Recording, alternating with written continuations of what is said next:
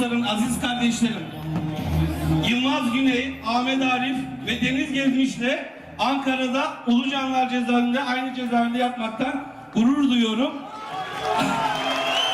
Çok önemli bir yer ya. Rahmetli Ahmet Kaya da benim çok değerli bir abimdi. Gülten abla hanımı Tunceli, o da Zaza'dır biliyorsunuz. Hala görüşüyoruz. Çok selam var.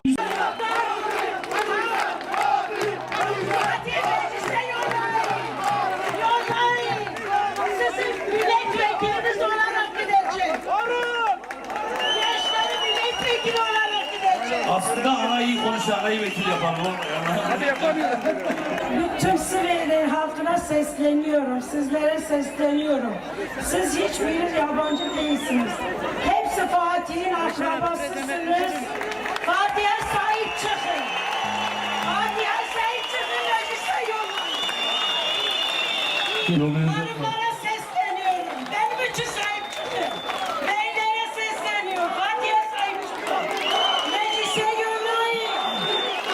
Size çok teşekkür ederim. Çok teşekkür ederim. Var olun, sağ olun. Ayaklarınıza sağlık. Anne harikasın.